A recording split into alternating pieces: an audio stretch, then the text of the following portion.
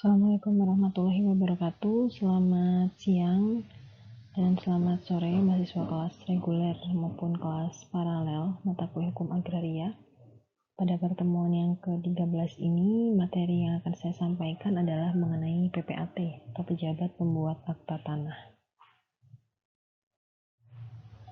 Nah, ini adalah dasar hukum dari PPAT atau aturan yang mengatur mengenai pejabat pembuat akta tanah. Ada di PP nomor 37 tahun 98. Ini sudah diperbarui menjadi PP nomor 24 tahun 2016 tentang PPAT.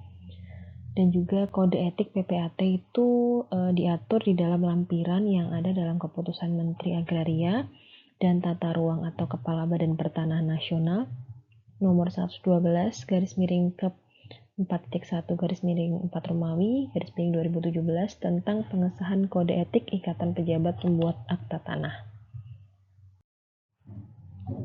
Definisi atau pengertian dari PPAT itu adalah pejabat umum yang diberikan kewenangan untuk membuat akta-akta autentik mengenai perbuatan hukum tertentu, baik itu mengenai hak atas tanah atau hak milik atas satuan rumah susun. Ya, jadi PPAT itu berbeda dengan notaris. Orangnya sama, personnya sama, tetapi kewenangannya itu berbeda. Kalau PPAT kewenangannya adalah membuat akta-akta autentik terkait dengan tanah.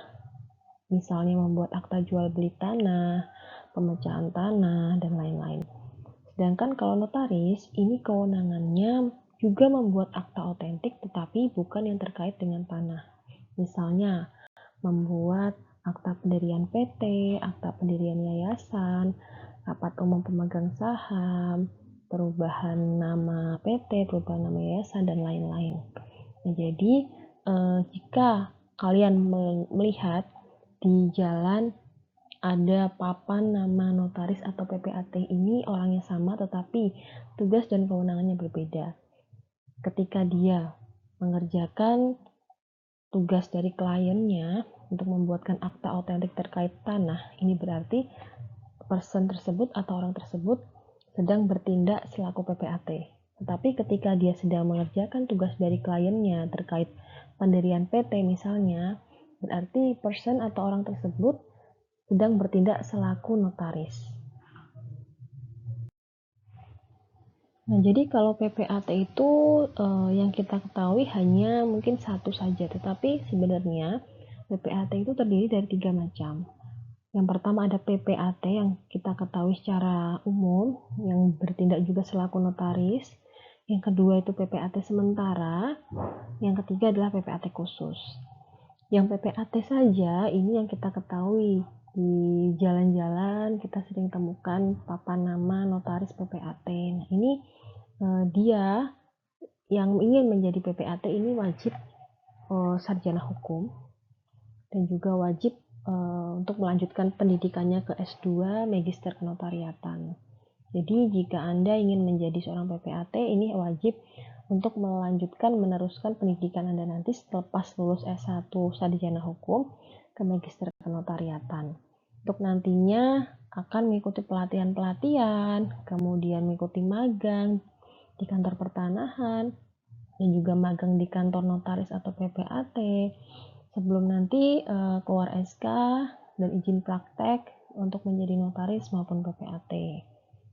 Sedangkan kalau yang PPAT sementara ini tidak perlu Anda sebagai sarjana hukum, tidak perlu juga harus kuliah S2 Magister Kenotariatan. Tetapi yang bisa menjabat sebagai PPAT sementara ini adalah camat atau kepala desa. Tetapi dia juga harus melalui atau melewati pelatihan-pelatihan khusus juga.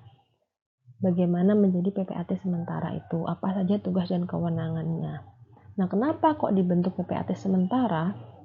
Ini karena untuk memudahkan bagi masyarakat yang tinggal di pedesaan, kemudian tempat tinggalnya atau desanya itu jaraknya jauh, jika ingin mengurus akte tanah langsung ke PPAT, kemudian harus membutuhkan biaya yang banyak misalnya, nah ini bisa dilakukan atau didaftarkan, dikerjakan oleh camat atau kepala desa setempat yang menjabat selaku PPAT sementara.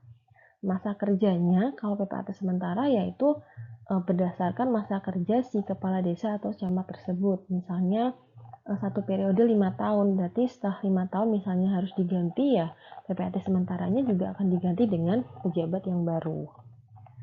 Kemudian untuk yang PPAT khusus, ini hanya boleh dijabat oleh Kepala Kantor Pertanahan atau Kepala Kantor BPN saja. Yang menunjuk adalah dari Menteri Agraria. Tugas dari PPAT khusus ini berbeda dengan tugas dari PPAT yang secara umum maupun PPAT yang sementara. Kalau PPAT khusus ini khusus menangani kasus-kasus yang lebih besar terkait tanah, misalnya ada pengurusan sertifikat massal, kemudian ada juga pengurusan pengadaan tanah, pembebasan lahan dalam rangka pembangunan jalan tol maupun bandara dan lain-lain. Nah, ini yang bertugas adalah PPAT khusus yang hanya boleh dijabat atau hanya boleh dilakukan oleh Kepala Kantor Pertanahan atau Kepala BPN yang sudah ditunjuk oleh Menteri Agraria. Nah, yang ini adalah macam-macam akta otentik yang bisa dibuat oleh PPAT.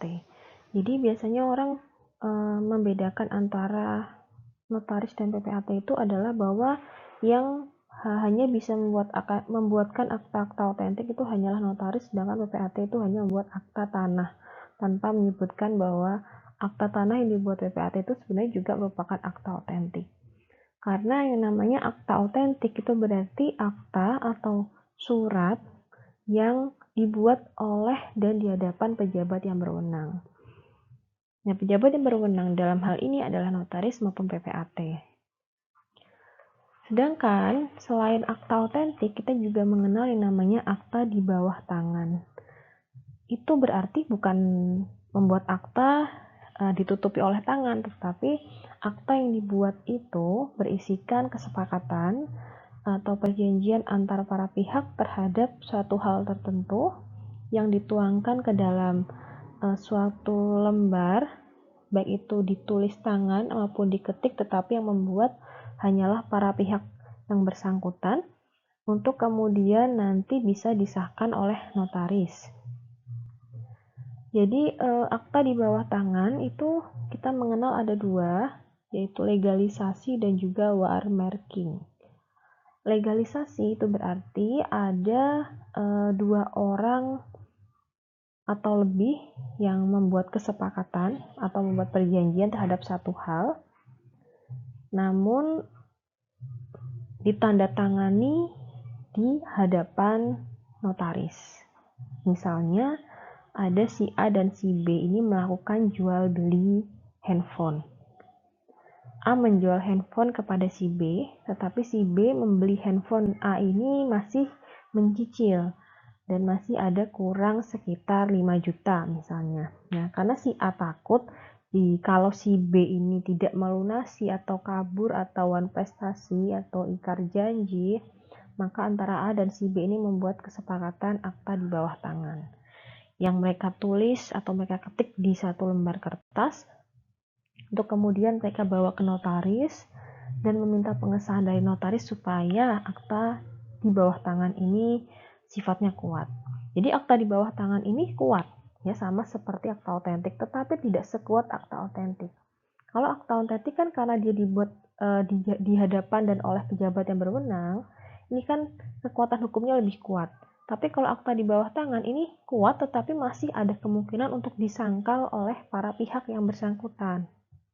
Maka dari itu, si pihak ini untuk mencegah penyangkalan dari pihak salah satu pihak datang ke notaris untuk disahkan, dicap.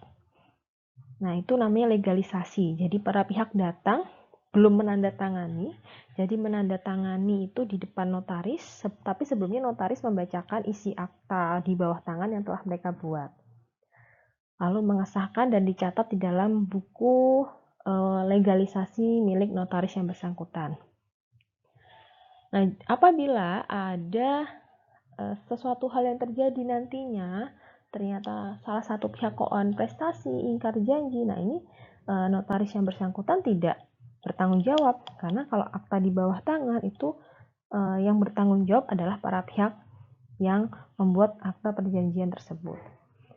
Sedangkan yang WR marking ini sama seperti legalisasi, ya, membuat atau menuangkan kesepakatan mereka ke dalam lembaran, entah ditulis tangan maupun diketik, tetapi yang membedakan adalah para pihak ini sudah menandatangani akta di bawah tangan yang mereka buat itu di rumah.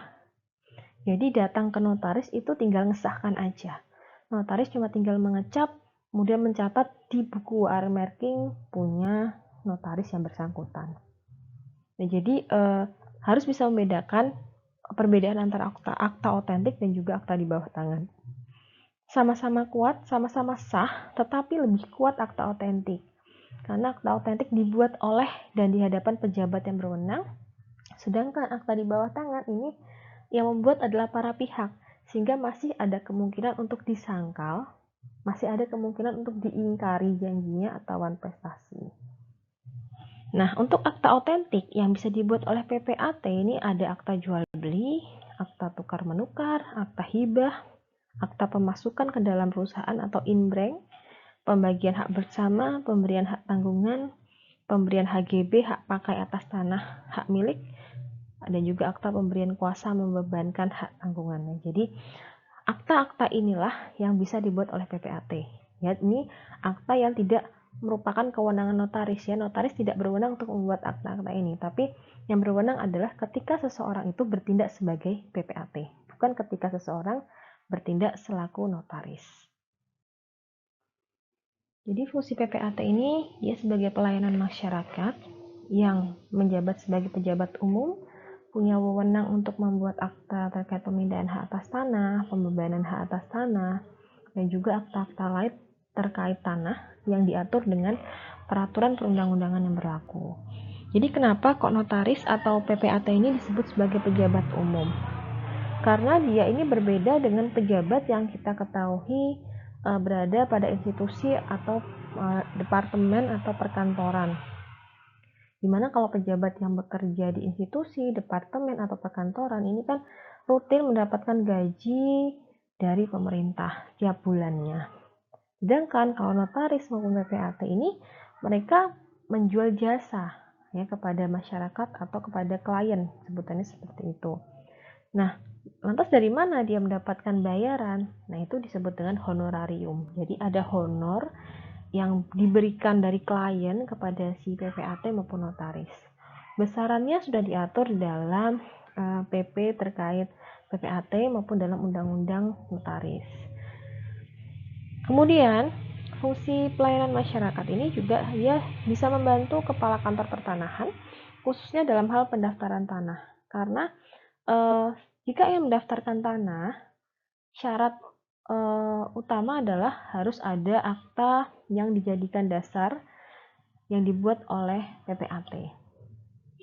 Karena kalau tanpa ada akta yang dibuat dari PPAT ini, kantor pertanahan tidak akan membuatkan sertifikat terkait pendaftaran tanah ini, khususnya terhadap tanah-tanah yang sudah pernah bersertifikat, kemudian akan dialihkan kepada orang lain misalnya dengan dijual.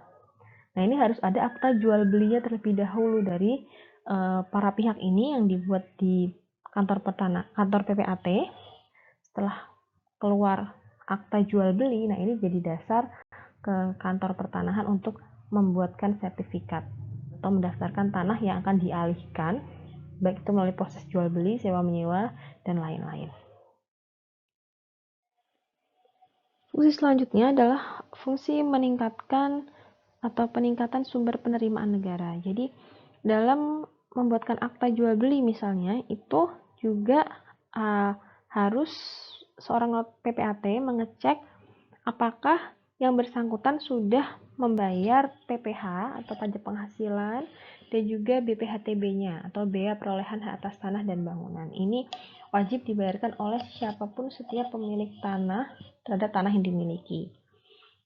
Ini bayarnya di kantor pajak dengan nominal yang berbeda-beda tergantung luas tanah yang dimiliki. Jadi semakin luas ya pajaknya juga semakin besar.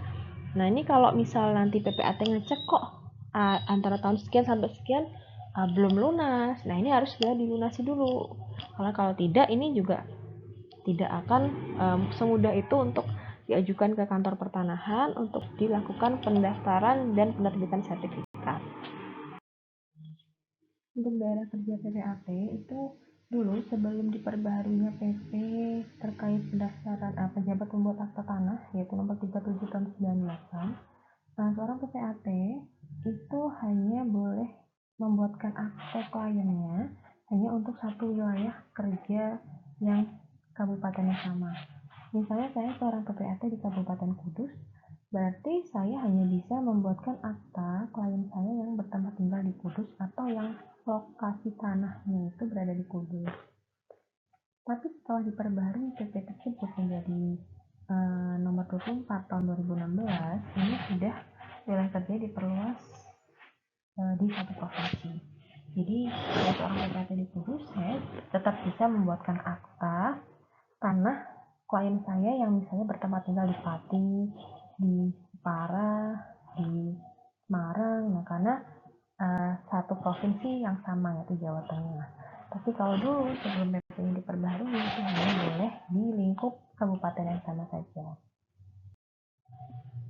Untuk kantor PPAT ini karena seorang PPAT dan juga notaris ini orangnya sama, posisinya sama, hanya tugas dan kewenangannya dia berbeda, kapan dia bertindak sebagai notaris, kapan dia bertindak selaku PPAT, nah ini yang berbeda. Tapi walaupun itu berbeda, tetap saja kantor atau tempat kerja dari notaris maupun PPAT ini harus jadi satu di satu kantor yang sama dalam daerah kerja yang sama. Jadi misalnya dia mendapatkan SK dalam daerah kerja di Kabupaten Kudus, ya kantornya baik notaris maupun PPAT ya letaknya saja di satu di Kabupaten Kudus. Tidak boleh kalau kantor notarisnya di Kudus lalu kantor PPAT-nya di Demak misalnya, itu nggak boleh, tetapi harus jadi satu di kabupaten yang sama. Jadi PPAT juga nggak boleh rangkap jabatan sebagai notaris dalam hal melaksanakan tugas, karena tugas antara notaris dan juga PPAT ini berbeda, walaupun orangnya yang sama. Kemudian juga nggak diperbolehkan mempunyai kantor cabang atau perwakilan dan juga promosi menawarkan jasa secara belak-belakan, secara terbuka kepada orang lain. Jadi notaris PPAT itu dilarang untuk berpromosi secara besar-besaran. Misalnya Anda mengirimkan karangan bunga kepada teman Anda yang menikah, lalu di situ Anda cantumkan notaris PPAT siapa yang ada di kabupaten mana. Intinya ada promosi seperti itu tidak boleh, tapi hanya cukup nama saja. Kemudian ada misalnya promosi di surat kabar di media massa, nah ini nggak boleh, cukup nama saja.